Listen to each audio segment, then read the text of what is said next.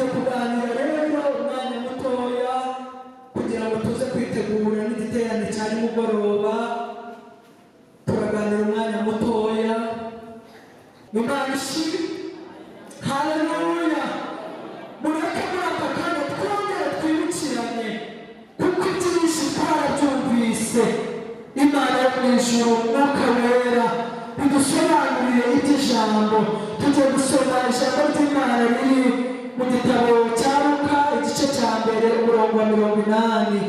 Luka igice cya mbere turasoma umurongo wa 80. Reka dusome mu izina rya Yesu. Luka igice cya mbere umurongo wa 80 haranditse ngo uwo mwana arakura agwiza imbaraga z'umutima aguma mu butayu kugeza umunsi yerekewemo Abisirayeli. Twongere tuyasubiremo. Uwo mwana arakura agwiza imbaraga z'umutima aguma mu butayu kugeza umunsi yerekewemo Abisirayeli. Nakira ijambo ry'Imana. Tugiye kuvugana gatoya ku ijambo ry'Imana rifite titiri ivuga ngo ibintu biranga umukristo wagwije imbaraga z'umutima. Ibintu biranga umukristo wagwije imbaraga z'umutima. Imbaraga z'umutima ntabwo wareba n'amaso ngo umenye ko mama Elive yazigwije. Ntabwo ari ibintu wabona umuntu ahagaze muri korari aririmba ngo umenye ngo yagwije imbaraga z'umutima. Hari ibintu biranga umukristo wagwije imbaraga z'umutima. Kandi izi mbaraga z'umutima igihe Yesu yaragiye gusubira mu ijuru n'abigishwa baramubajije baganira baramubwira ngo mwigisha, iki ni cyo gihe ugiye kugarurira ubwami bwawe muri Isirayeli? Arababwira ngo si ibyanyu ibyo kumenya iminsi n'ibihe. Arababwira ngo icyakora muzahabwa imbaraga Umwuka Wera nabamanukira, kandi muzaba abagabo no kumpamya i Yerusalemu, Yudaya kugeza i Samariya. Imana ishimwe i Yerusalemu. Rero iri jambo ryashize n'ibyumweru 4 cyangwa 3. Imana nihabwa icyubahiro. Ubwo rero bibwiriza inyamata ku cyumweru bumva ko ari ijambo Imana yampaye ari byo ngomba kugenda nkabaha, kuko numvaga nyine ari icyigisho kimaze iminsi naragihawe, ariko numva Umwuka w'Imana ntabinyemereye. Ndimo nsenga rero ngira ngo umunsi w'ejo mbaze Imana icyo nzahagarara mvuga, kuko ibyo duhagarara tuvuga ntabwo ari ibyacu. Ntabwo wankangura ngo menye ngo ndavuga nk'uko tujya tubivuga ngo niyo nakanguka iki ngiki nagishobora. Oya, ntabwo nakanguka Imana keretse ibimpaye muri ibyo bitotsi, ariko sinakanguka ngo ndamenye icyo mvuga kuko ibyigisho biba ari byinshi. Numvaga mfite icyigisho kingurumanamo muri iyi minsi. Hari icyigisho kindimo cyane kivuga ngo Yesu azaza. Haleluya. Numva aricyo cyigisho numva nahagarara nkabwiriza, ariko numva Umwuka w'Imana arambwira ati cya cyigisho ibintu biranga umukristo wagwije imbaraga z'umutima. Imana ishimwe. Niturangiza kino cyigisho uramenya niba koko waragwije imbaraga z'umutima. Imana idufashe. Izi mbaraga z'umutima turazikeneye kuzigwiza. Niba Yohana iri jambo twasomye kuko igice cya mbere umurongo wa 80 ni Yohana iri jambo ryavugaga nyuma y'uko avutse, kandi mumenye ko Yohana hari icyo yaravukiye. Imana ishimwe. Ntabwo yavutse nk'abandi bana, ahubwo yaje ari integuza y'Umwami Yesu. Rero ntabwo yari kuba integuza y'Umwami Yesu ngo agende akora n'ibyo yakoze. Haleluya. Ataragwije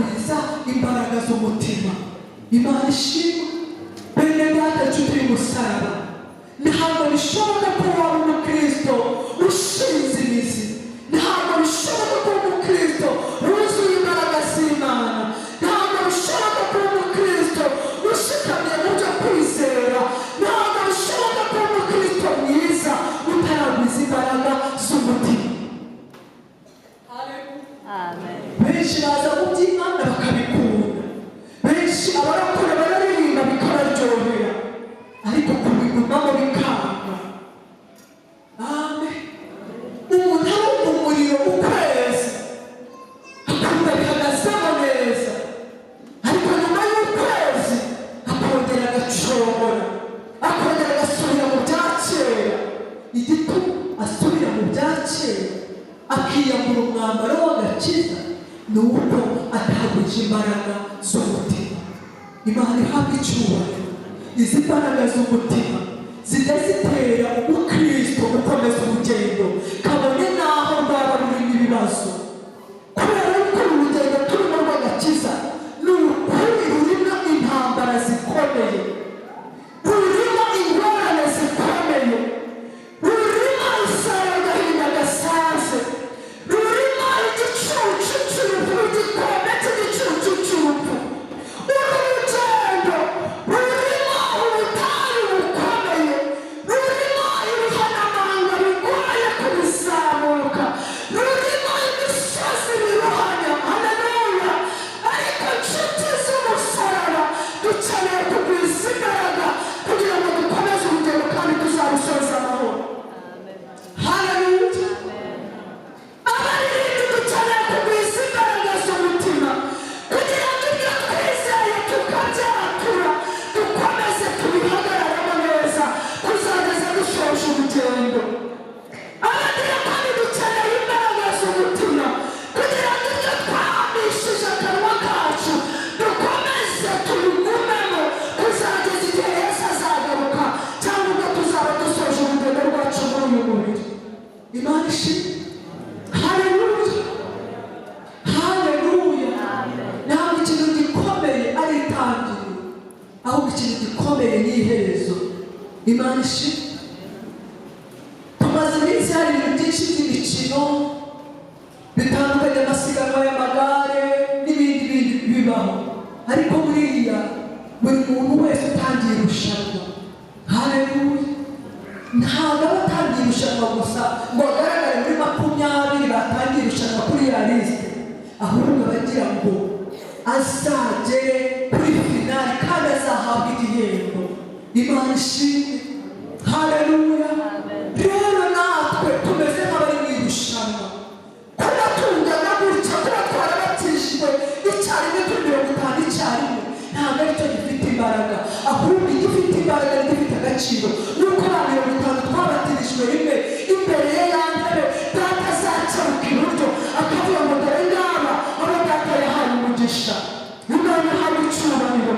Rero bitagwiza imbaraga z'umutima n'urugendo twatangiye tuzarusoza.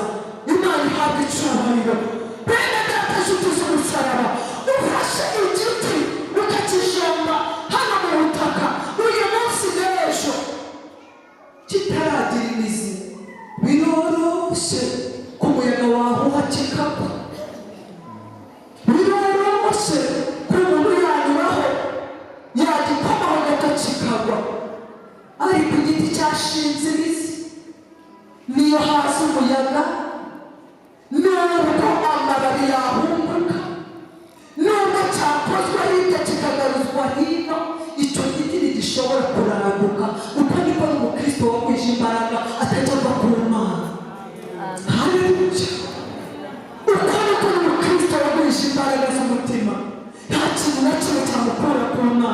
Nubwo hari ibyamuzunguza ariko ntiyaba. Amen. Ntabwo ari ikibazo cy'umuyaga, uru rugendo rurimo umuyaga mwinshi.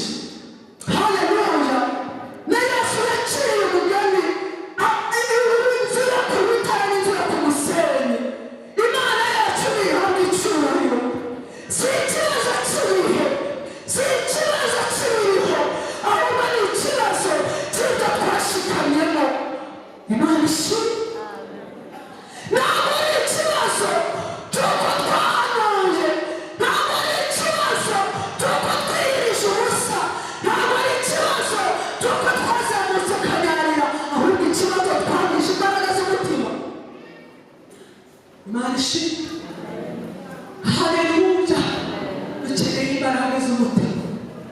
kugira ngo imiyaga niza uko izaza ntizabura muri uru rugendo. Ibibazo ni biza tuzakomere ku ntego y'agakiza. Imana ishimwe. Ariko iyo ndirimbo mwazayize n'ubwo igoye ni indirimbo ya Papi Clever irimo iryo jambo muzi. Muzame gukomera ku ntego y'agakiza, muzayishakisha muzayidufashe muri mwe tuyiririmbe. Haleluya. Umuntu utaragwisha imbaraga z'umutima ntakomera ku ntego y'agakiza. Iyo hari ibije ku ruhande ahurana nabyo, iyo haje ibihingahingana nabyo, ariko umukristo ufite intego y'agakiza uyu nguyu aba yaragwisha imbaraga z'umutima, nta bihe byamukura ku Mana. Imana ishimwe. Reka tuvuge mu magambo yihuse ntajya muri byinshi, wenda tuzongera tubivugeho dufite umwanya urambuye kuko numva ari ijambo ryagiriye umumaro mu bugingo bwanjye. Imana irimpa. Uri umukristo wagwisha imbaraga z'umutima. Twari kuririmba ariko ntabwo turi buririmbe. Ubigendane n'iriya ndirimbo ivuga ngo ngende umukristo nzahora ndiwe. Ngira ngo ni 108 mu ndirimbo zo gushimisha.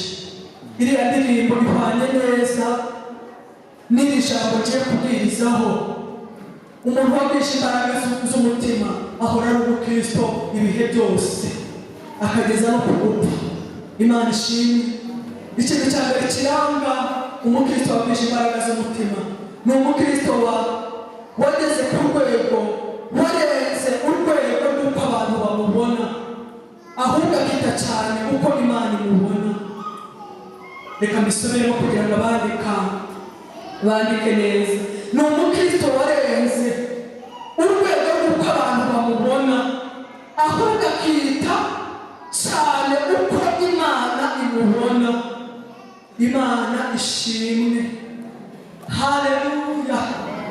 Uyu mukristo warenze urwego rw'uko abantu bamubona, uyu ni umukristo wagwije imbaraga z'umutima. Mbere y'uko nibaza uko abantu bambona, nagakwiye kwibaza uko Imana imbona. Imana ishimwe. Uyu mukristo warenze urwego rw'uko abantu bamubona, ibihe bye byose n'ibyo akora byose n'uko agenda kose bishingiye ku ijambo rimwe, yuko ijisho ry'Imana rimuhoraho. Aho abantu batandeba mama Erive, aho abantu batazi ibyo ndimo, haleluya, nzi neza yuko ijisho ry'Imana rindeba, kandi nzi neza ko nta cyatwikiriwe kitazatwikurwa mu maso y'Imana, ngo n'ibigaragara ntibihishwe, ngo mu maso yayo ngo bimeze byose nk'ibyambaye ubusa. Imana ishimwe. Uyu mukristo warenze urwego rw'uko abantu bamubona. Imana ishimwe. Aharanira iteka gukora ibinezeza Imana.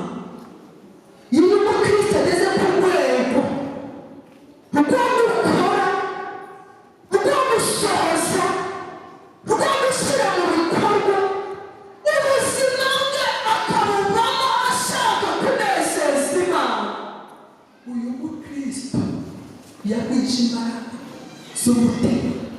Imana ihabwa icyubahiro. Pawulo yageze kuvuga ijambo rikomeye, aravuga ngo iyo nza kuba ndinezeza abantu, ntabwo mba ndi imbata ya Kristo. Birashoboka cyane uko abantu bandeba bakantangira ubuhamya bwiza, bakavuga ngo mama Erive ni umukristo mwiza, mama Erive ni umukozi w'Imana mwiza. Haleluya. Ariko umutima wanjye ukambwira neza nuko n'ubwo abantu bantangira ubuhamya bwiza, ariko Imana itanishimye. Uyu mukristo rero wagwishe imbaraga z'umutima yarenze urwego rwo gukomerwa amashyi, yarenze urwego rwo kwishimirwa n'abantu, yarenze urwego rwo kuvugirizwa impundu, ahubwo ibyo akora byose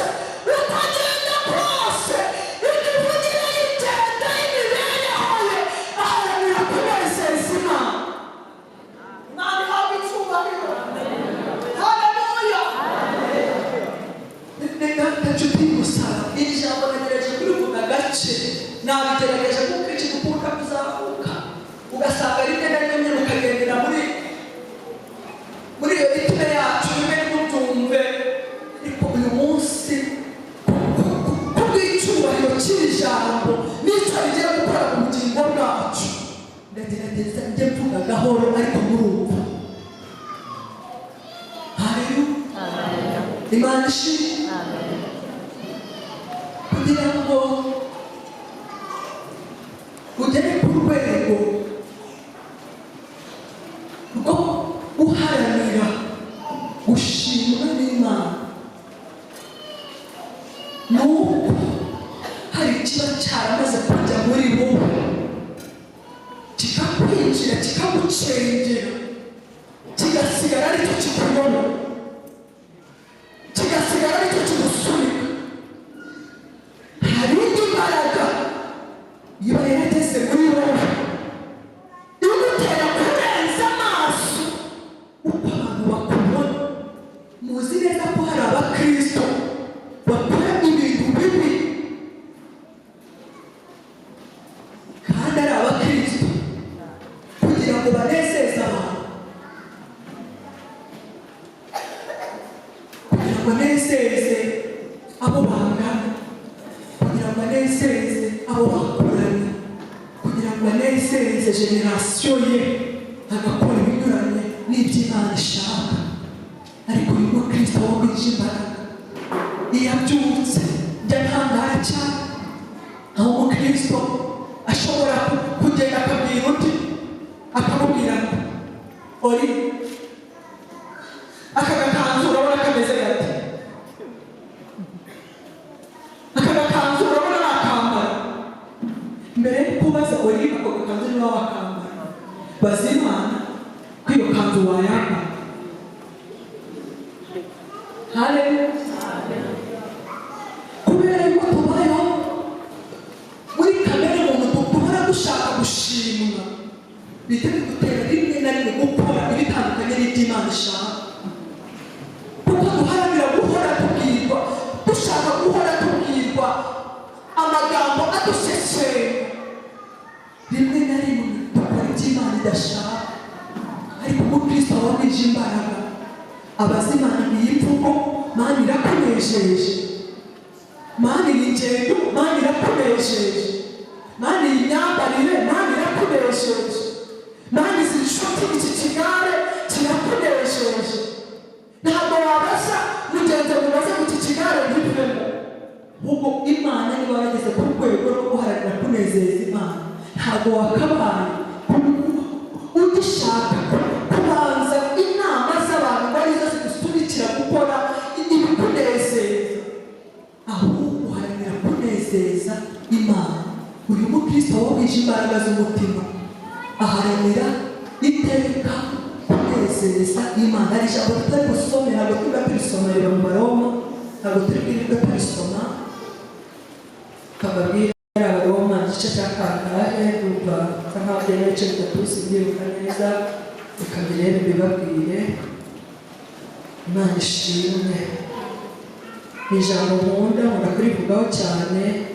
Ni igice cya kabiri wahera ku murongo wa 25, ariko ntabwo twirirwa tubisoma. Ukomeze ijambo rihera cyane, niryo jambo nkunda kwifashisha mu byigisho iyo ari kuvuga ku ijambo rifite umutwe uvuga ku bukristo cyane bwo kunezeza Imana. Uwo murongo uravuga ngo umeze atyo, umeze ate, umeze atyo ngo ntashimwa n'abantu ahubwo ashimwa n'Imana. Umeze atyo. Haleluya. Umukristo wabije imbaraga warenze urwego rwo kunezeza abantu, ubu ngubu ntashimwa n'abantu ahubwo ashimwa n'Imana. Ese mukristo mugenzi wanjye, wumva mu buzima bwawe bw'ubukristo uharanira gushimwa n'Imana cyangwa uharanira gushimwa n'abantu? Iyo ukora bya bindi byose uba ushaka gushimwa n'Imana cyangwa ushaka gushimwa n'abantu? ugerageze gukorera byose gushimwa n'Imana, kuko nta ngororano nigeze mbona mu ijuru tuzahabwa z'uko twashimwe n'abantu. Ingororano tuzahabwa mu ijuru ni uko twakoze ibinezeza Imana. Haleluya. Ubukristo bwawe nushaka kunezeza abantu, uyu munsi uzanezeza mu kwa kane kanaka n'abashaka kumunezeza, mu kwa gatanu kanaka n'abashaka kumunezeza. Ese uzanezeza Imana ryari? Reba urwego rwo guharanira kunezeza abantu, aho guharanire kunezeza Imana, kuko umukristo wabeshe imbaraga. Na Petero yigeze kubibwira abafarisayo ubwo bashakaga ko adakomeza kuvuga ubutumwa bwiza, ngo avuge ko Yesu yapfuye, ngo avuge ko Yesu yazutse, ngo barangije baramukubita baramubwira ngo ceceka, izo nyigisho zihagarike. Ngo arangije ababwira ijambo rikomeye, arababwira ngo mbese nezeza abantu cyangwa nezeza Imana? Haleluya. Rero birakwiye ko turenga urwego rwo kunezeza abantu, kubera yuko wanesheje abantu yatandukanye n'ubushake bw'Imana, ariko wanesheje Imana, Imana ubikiye ubugingo buhoraho. Icya kabiri kiranga umukristo wagwishe imbaraga ni umukristo warenze urwego rwo kurabizwa amata, ni umukristo wakuze mu mwuka, ni umukristo warenze urwego rwo kurabizwa amata, ahubwo ni umukristo wakuze mu mwuka. Amagambo turi burebe no tutari busome ni Abakorinto ba mbere 13 n'Abaheburayo 5:12. Abakorinto ba mbere 13 n'abari ku murongo wa 11 ni ijambo rivuga nk'umwana. Navugaga nk'umwana, ngatekereza nk'umwana, ngo ariko maze gukura mva mu by'ubwana. Imana ishimwe. Abaheburayo 5:12 no havuze ngo ntabwo mwari mukwiye kuba mwarageze ku kigero cyo kuba mubwiriza abandi, ngo ariko kuko mugikwiriye kongera kwigishwa iby'ibanze bya Yesu, mwatumye bameze kubaramiza amata, kuko mutari mugeze ku kigero cyo kuba mwaramizwa ibikomeye. N'icyo ijambo rivuga. Rero ikigero cyanjye cyo gukura mu mwuka ntabwo kigaragazwa na titire mfite mu itorero, ntabwo kigaragazwa n'imyaka maze batishwe. Gukura mu mwuka ari igitangaza. Umuntu ashobora kuba bishopu kandi mu buryo bw'imikurire yo mu mwuka akiri umwana. Wavuga ngo ni gute yabaye bishopu kandi akiri umwana mu buryo bw'umwuka? Imana ishimwe. Haleluya.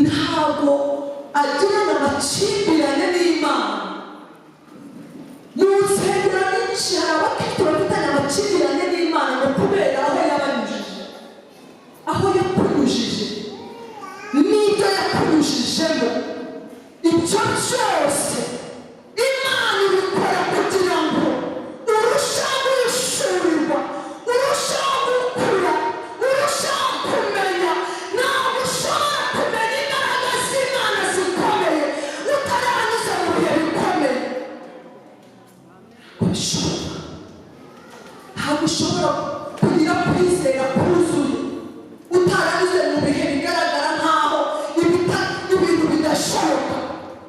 Rero ikigero cyanjye cyo gukura mu mwuka kigaragarira mu buryo nizera Imana, kigaragarira mu buryo nakiriye, kigaragarira mu buryo nkomeza gushima nubwo naba nuzuye agahinda, kigaragarira mu buryo nakwikomeza kurumana nubwo nafite impamvu nyinshi zatuma nivaho. Haleluya! Ariko umukristo wagwisha imbaraga, umukristo wageze ku kigero cyiza cy'ubukure bwo mu mwuka, ibyo anyuzemo byose aravuga ngo yego mwami, kuko Imana itayobya, inzira yose Imana ikunyujijemo Imana irayizi ko ari inzira izakugeza mu bugingo buhoraho. Kabone nawe iyo nzira yaba irimo imibabaro, ariko Imana irabizi neza ko iyo nzira urimo kunyuramo ariyo nzira izakugeza mu bugingo buhoraho. Imana irabizi neza ko ingorane n'ibibazo urimo kunyuramo, haleluya, aribyo bizatuma wikomeza kumana ugakura amaso ku bindi bintu ibyo ari byo byose. Niyo mpamvu rimwe na rimwe, haleluya, Imana ijya yemera ko umukristo anyura mu bihe bikomeye, ijya yemera ko umukristo ahura n'uburwayi, ijya yemera ko umukristo anyura mu gutinda kubyara, gushaka n'ibindi. Ariko burya ibirimo itugwiriza imbaraga z'umutima. Rero ikigero kigaragaza yuko umukristo yagwisha imbaraga ni imitekerereze ye, ni imivugire ye mu byerekeye ubumana n'iby'Imana. Kuvuga ngo Mana ntiwabyemera, izo mvugo ntabwo ari iz'abantu bagwisha imbaraga. Haleluya! Oya njyewe sinabishobora, uyu mwaka tutanabara ndabivamo. Ibyo biragaragaza ko utaragwiza imbaraga z'umutima. Haleluya! Umwana utamuhaye bombo ararira wamuha ikijumba akacyanga, kandi ikijumba aricyo gifite umumaro wo kwishakira iki? Akishakira bombo. Ukamuha amata akayanga agashaka supadipe, ukamuha amata akayanga, ukamuha doga akazanga akishakira iki? Ifiriti. Kandi doga nizo zifite iki? Nizo zifite umumaro. Haleluya! Uko niko Imana yagiye idutoranyiriza ibyiduha kugira ngo tuzagere aho Imana ishaka. Niyo mpamvu umukristo wagwisha imbaraga ibyo anyuzemo byose, ikigero cye cy'uko yumva Imana n'uko abona iby'Imana, icyo ni ikigero. Mu yandi magambo ageze ku kigero cyo kubona ibintu uko Imana ibibona. Haleluya! Kugera ku kigero ubona ibintu uko Imana ibibona. Wavuga uko Imana ibibona nabibwirwa n'iki? Byose, ibisubizo byose biri muri iri jambo. Haleluya! Ntabwo ushaka kuvuga ngo simbyumva. Ibyo ushaka kumva se ni iki? Bigaragaza ko ukiri umwana arangwa no guhorera, umwana arangwa no kutanyurwa. Ibyo ni ibintu byose biranga abantu. Burya abantu bahorana ibyifuzo bidashira. Amen. Umuha bombo mukanya akabasha gushaka mama we muri korari, ugashaka na biswi ukayimugurira. Wamara kumuha biswi yagera hariya uri kugira indazi ati ndashaka irindazi. Mukandi kane yabona uri kumwe ikivuguto hariya ati mama ndashaka ikivuguto. Yaba uri kumwe icyayi hariya dufite kantine ati ndashaka n'icyayi. Mu yandi magambo umwana ahorana kwifuza bidashira, ariko umukristo ahora anyuzwe. Haleluya! Umuntu wageze ku kigero gikwiriye cyo mu mwuka ahora anyuzwe. Haleluya! Atari uko adafite ibindi akeneye, ahubwo ibyo Imana imuhaye nibyo bimubuza bidashimye. Atagira ikindi izamuha atazi, kuko Imana itagendera ku marangamutima yanjye nawe. Haleluya! Niyo mpamvu inyuza mu bikomeye, niyo mpamvu yanyuza mu mahwa. Atari kugira ngo amahwa yice, ahubwo ayo mahwa azakomeza umutima wanjye wo mu mwuka, azakomeza ibyiringiro by'Imana muri njye, azakomeza kwizera Imana muri njye, azakomeza. Mu yandi magambo ibyo Imana itunyuzamo byose ni inyungu zanjye. Haleluya! Igihe cyose uzamenya ko ibyo Imana itunyuzamo ari inyungu zawe, utazi wenda uyu munsi, kuko iyo ibyo ikunyuzamo ntabwo ari ngombwa ngo umenye impamvu ikunyuzamo. Ushobora kuzabimenya mu gihe kizaza. Ntabwo ari ngombwa. Twebwe dushaka kumenya kwitwara impamvu ibyemeje ariko mu gihe kiri imbere ibyo wanyuze akaba aribyo bizakugira uwo nguwo uzaba we ejo hazaza. Umukristo rero uri ku kigero cyiza cy'ubukure bwo mu mwuka warenze urwego rwo kunyuzwa amata. Uyu mukristo yabwije imbaraga z'umutima. Imana ihabwa icyubahiro. Haleluya. Twavuze kuko witwara mu bibazo ariko kuko witwara mu bisubizo biriya bishobora kugaragaza ubukure bwawe mu mwuka. Imana ihabwa icyubahiro. Kuko yaba mu bibazo yaba mu bisubizo Imana ni Imana. Umugambi wayo ntuhinduka. Yaba mu bibazo umugambi w'Imana ntuhinduka. Waba no mu bisubizo umugambi w'Imana ntuhinduka. Icyo Imana igambiriye ni ukukugira uwo Imana ishaka kubaho. Mu bisubizo Imana nabyo ishaka kukugeza aho ushaka kugera. Haleluya. Rero abakristo benshi ntabwo ari bose ni benshi. Iyo bageze mu bisubizo baba bumva ibyabo byararangiye bameze nk'abantu bageze iyo bajya. Oya, itonde no muri ibyo bisubizo nabwo hari icyo Imana ishaka. Mu bibazo hari icyo ishaka ariko no mu bisubizo hari icyo ishaka. Irashaka ko uyigira iya mbere mu buzima bwawe. Haleluya. Imana ihabwa icyubahiro. Umukristo uri ku kigero cyiza cyo mu mwuka cy'ubukuru, uyu mukristo no mu bisubizo akomeza kuba umukristo ubona buri nk'uko Imana ibibona. Ntabwo agaciro ahubwo aha agaciro wamuhaye ibyo bintu. Niyo mpamvu usanga mu bisubizo bya bamwe basiba iteraniro ngo yagiye mu isoko guhaha kandi ugasanga umukristo umaze imyaka 20 yarabatijwe ariko ngo kuko Imana yamuhaye 300 yarayimuhaye ku wa gatandatu nimugoroba ngo ubwo ku cyumweru agomba gusiba iteraniro akajya guhanga. Imana irabibona. Ntabwo Imana ibyo ngibyo ibibona. Ibyo Imana ntibibona. Imana irabibona ko ku wa mbere nimugoroba mbaragiye muri siporo ngomba kuba irabibona ko mfite ibiro byinshi. Irabibona ko mfite ibiro byinshi ngomba kujya njya koga ku wa mbere. Reba mbere ajya koga ku wa mbere ajya muri natasiyo ku wa mbere nimugoroba. Ku wa kabiri ntajya Nyamata nanone ajya muri natasiyo. Ku wa kane nanone ntari buterane. Imana irabibona. Reka nze mubwire iyi Imana ikureba. Imana yarabihaze. Uba uri baby boy na baby girl. Yarabihaze rwose. Imana irabibona. Ntabwo Imana ibibona ibyo. Ariko umukristo wabwije imbaraga wageze ku kigero cyiza nta kwitwaza agira cyo mu mwuka. niryo jambo risobanutse. nta kwitwaza. Yageze ku rwego rwo kubona ibintu nk'uko Imana amenya ibyo gukora no mu gihe cyo kubikora. Imvugo yo gukoresha ntabwo avuga iby'Imana kuvuga ibyo muri karitsiye. Uwo bigaragara ko yagwije imbaraga z'umutima. Niyo kwanga Imana uko ibibona abantu birabibona. Ntabyo Imana ibona rwose.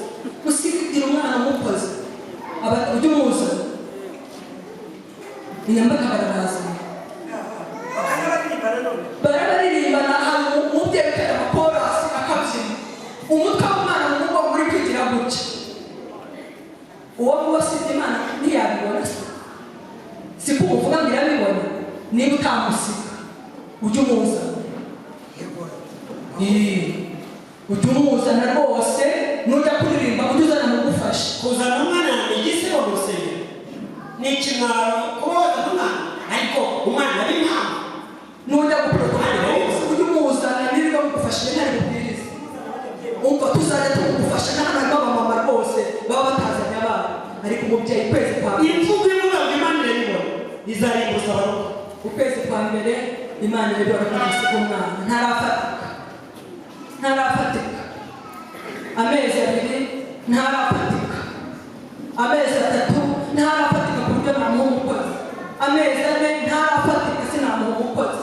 Amezi 5 atangiye gukambakamba nabwo sinamusiga. Amezi 7 atangiye gukandagira urumva ntagiye gucunga yazaba. Amezi 10 urabibona ntabwo namusiga umukozi ntiyamenye ibyo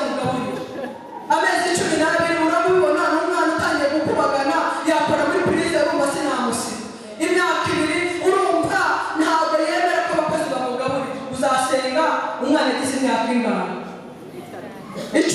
Icumi nabwo yataza afite homework.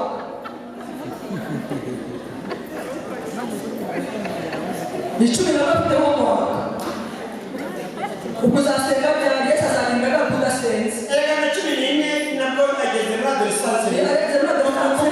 Ugomba gukurikirana uko yifata ageze mu rugo n'uko abana n'abakozi batazamugirira nabi. 18 urumva abagiye ku ishuri bagomba kujya kumuzana batazamwangiriza mu nzira. Uvuze ijambo rikomeye. Imvugo y'abarokore ivuga ngo Imana irabibona. Izaribuza abarokore. Imana irabibona ko ntasenga, Imana irabibona ko ntaterana rwose. Ntabwo najya muri korali, ntabwo ubu hari abantu baryamanye impano muri aya materaniro bategereje kuzazikoresha ari uko ba Ivan na ba Keria bakuze nibakura bazabyara ujye gukirira nabwo kandi Imana izabibibona. Ubu tuzasenga ryari barokora Imana ntibibona ibyo. Duhora hano ntabwo Imana ibona. Katugeza kururi ntabwo twashyira Imana kandi tubibona.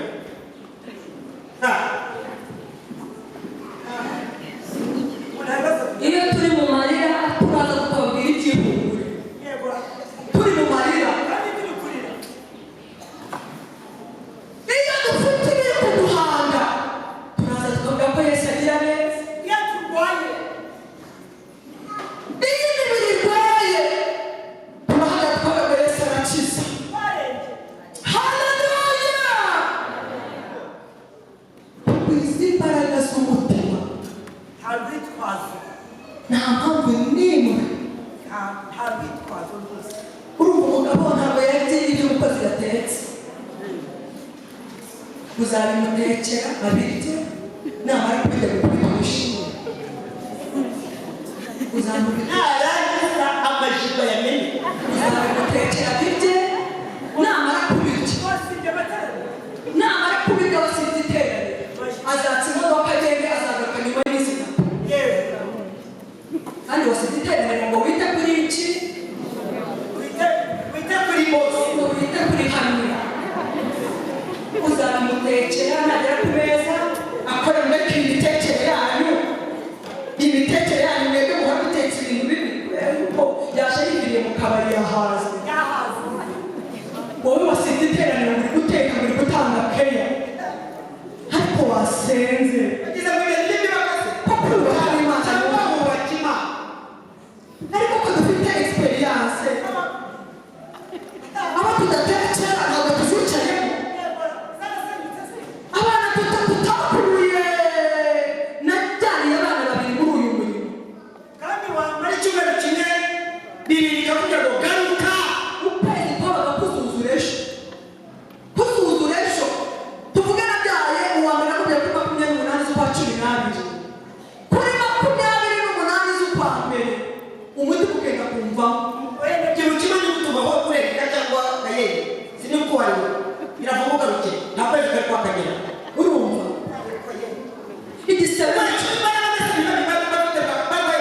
igisebe n'ikiraci nanjye barambaza abandi bari babaza. nanjye kuwa gatatu barambaze kandi ukwezi kumwe bikakuvuga ngo igituza kizika ariko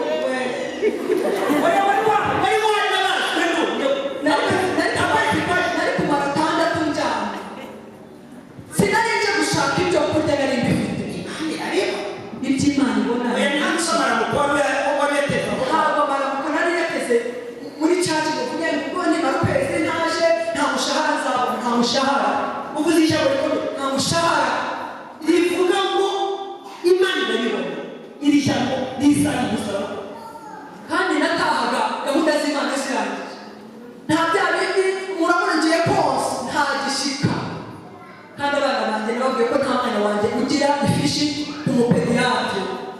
Ubu batangiye gukura bari batangiye kurwara uturwara nyine tw'abana murengera. Kubasaga turi ku rusengero rimwe na rimwe agataha 2 z'ijoro. Twatahaga mu bicuku ubu twarasirimutse dusigaye dutaha kare. Twarasirimutse.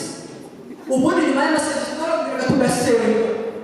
Ariko ibyo byatugiriye umumaro. Nyuma y'amasengesho twarongeraga tukimbika abantu bataha.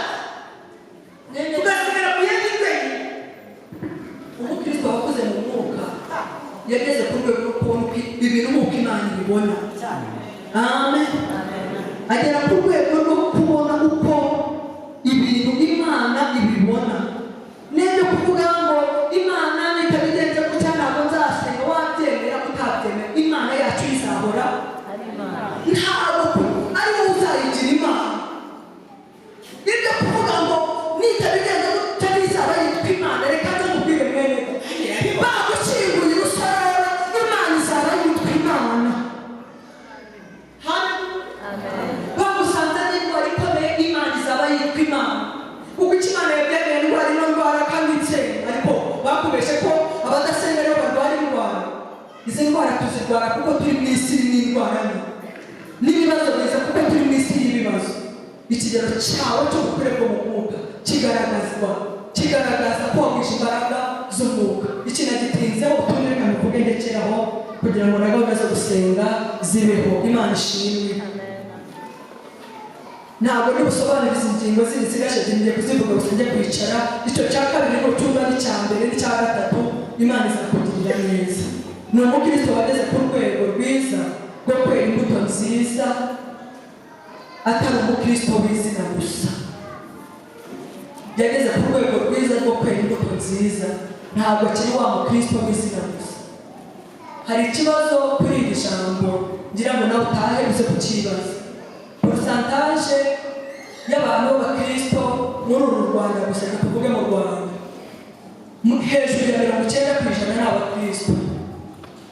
Niba 90%, hejuru ya 90% ni abakristo, viyore zikorwa n'abandi. Niba 90% ari abakristo, ubugambanyi bukorwa n'abandi, ubujura bukorwa n'abandi, ababesherwa n'abandi, abicwa n'abandi, abarogwa barogwa n'abandi, abasenyerwa ingo bazisenyerwa n'abandi. Niba 90%, hejuru ya 90% abanyarwanda twese turi abakristo. Ese abarogwa niyo porosantaje ntoya isigaye? Abaviyora ntabwo babatijwe, abagambana ntabwo babatijwe, ese ntabwo bazi ijambo? Abo bose barabizi, ahubwo twabishe abakristo b'izina gusa. Niyo mpamvu ibyaha byagwiriye. Icyakane ngo uwo mwana arakura agwiza imbaraga, ngo aguma mu butayu kugeza igihe yerekewe Abisirayeli. Ni umukristo wageze ku rwego rwo kwemera kugira ibyo ahomba kugira ngo agundire iby'agaciro. Umukristo wagwije imbaraga yageze ku rwego rwo kugira ibyo ahomba kugira ngo agundire iby'agaciro. Turi gutakaza iby'agaciro kubw'ibya none bizashira kubera yuko tutagwije imbaraga z'umutima.